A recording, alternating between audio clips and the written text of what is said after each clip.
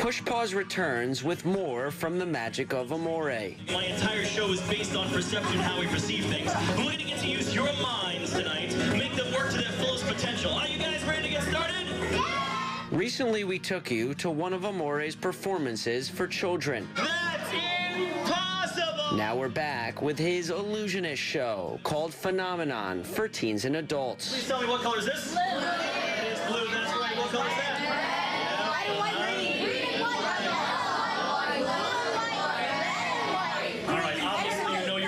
But I need everybody to say them nice and loud in unison. Everybody tell me, what color is that?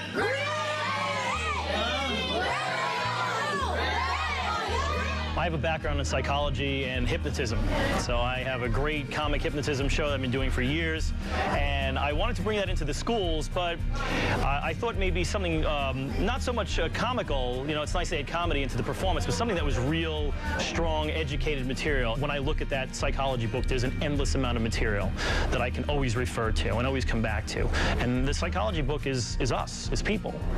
You know, in our everyday lives and how we exist and what goes on in our minds. So by opening up that book, I see things that people want to take part in because it's them.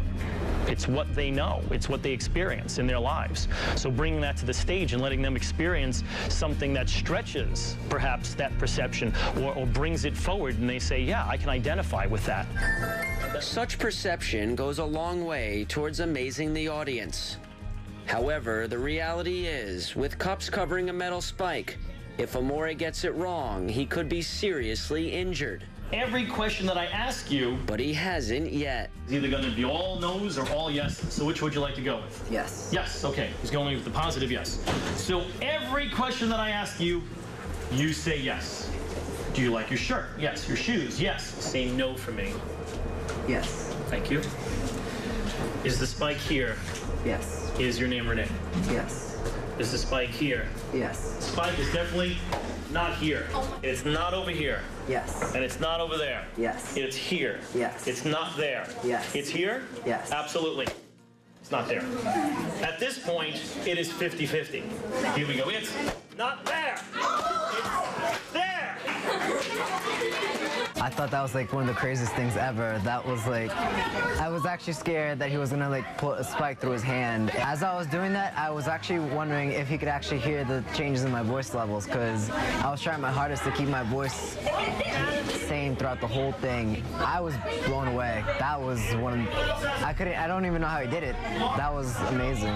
It has a trick to it, and the trick is basically body language. I'm reading, I'm listening, I'm looking at his eye patterns, his breathing patterns. So with this specific gentleman, his body language, there was a couple of things that I was looking for in facial expressions more than his overall, the rest of his body language. It was just, I was focusing more on his face because I did notice certain things, and that's, once I lock in on that, I go back to that every time, and I see if it's going to register or not. And if it does, I know, by all means, that's it. I have my answer. I know what I'm looking for 100%. Then, completely blindfolded, he used his sense of touch to identify letters, words, and numbers. By running my fingers across here, I can definitely tell this is the letter Y. Is that correct? Y. This is the word, hold it up, it's the word composition. Is that right? Is that right? Composition? Yes. Every bill has a serial number on it. And the serial number, some people think it's the same for every bill, but it's not. I'm going to try to read with my fingertips the actual serial number. J. Yes. D. A 3, a 2, a 6. Yes. A 3, a 3, an 8, a 2, a 1. And finally the last letter is A. Is that correct? Yes. Is that right? You're not a machine up here doing this performance. There are errors. I try to focus as much as I possibly can before the show even gets started. I'm running through my mind what I would like to happen, foresee what's going to happen in the show.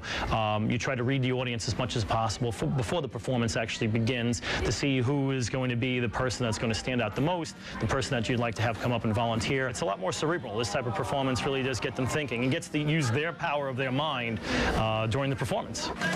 For Push Pause in Amityville, this is Brian Hoffman.